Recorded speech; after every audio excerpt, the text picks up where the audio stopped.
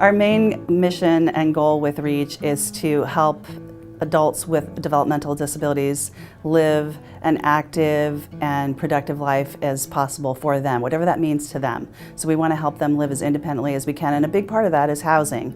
So trying to find housing is very difficult for anybody in the Bay Area. Prices are as high as they've ever been, rents are extremely high, and so we want to try to find affordable housing for people so that they can go about their day just like the rest of us.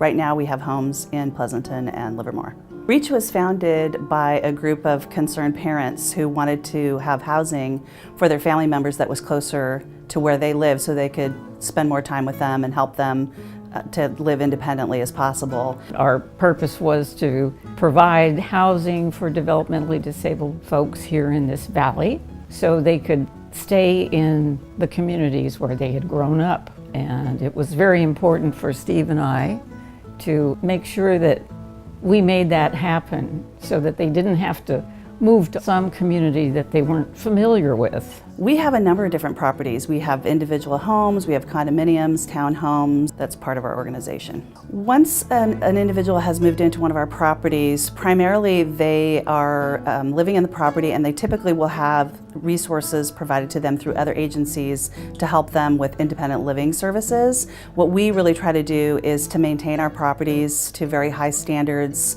safety standards that are adapted to people, because some of our tenants have physical disabilities, and we try to be the best neighbor on the block. There is a support organization beyond REACH, your support staff that are there, as little or as much as they need. Each of us has independent living skills instructors who come out to our house a few times a week depending on our schedule, and we discuss independent living strategies on how to deal with roommate situations such as conflicts and stuff, and how we can all get together and talk about it respectfully. We have house meetings every once in a while where we get to discuss our concerns, which has been really nice but somewhat challenging because it's not always easy to address your concerns. I have 2 roommates living in the house with me, and I've really learned how to get along with them and really learned how to be a good roommate. They take turns doing cleaning, vacuuming, cleaning the kitchen and bathroom.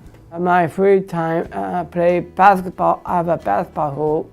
Sometimes I walk down to my neighborhood. I go to the go-go. I think I like my day program because we go to outdoor places and do activities there. Alone, I have a hard time making ends meet by myself, but if they give me a new roommate, that helps. Many people think that living alone, you're handicapped. You can't do it, you can't. Tell them, I can. You can, see? The most meaningful thing about moving independently into my home was being able to make my own schedule and being able to go out as I please and being able to learn more about what it means to be independent and live with other people. When you're at home by yourself, do you ever worry about anything? No. Why don't you worry? Because I grow up, I'm not a little kid anymore. Living with me has helped to grow up because I want to be independent. It isn't about the home, although the home is a great infrastructure. It's why wouldn't you want an adult with disability to not have that opportunity? This is a great first step for people to be able to move into a home and do it in a community type of way. Each of the tenants are part of their community. They're part of their block. So they go out and they get their mail, they walk down the street, they see their neighbors getting their mail. It's what it should be.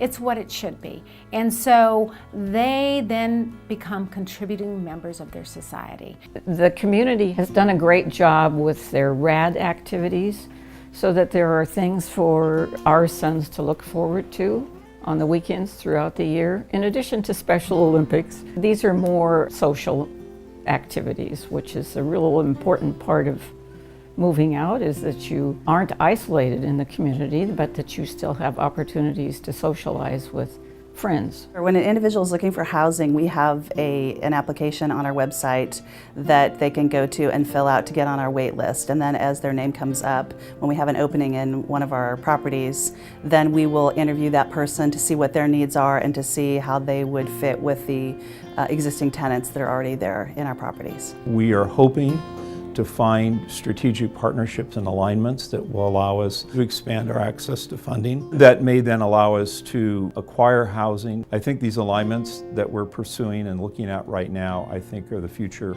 for REACH and allow it to expand its service base. You're doing the best thing for your child if you would allow them to move out and become independent as they can. We will age. We just can't stop that for some reason. And at some point, you as a parent will not be there.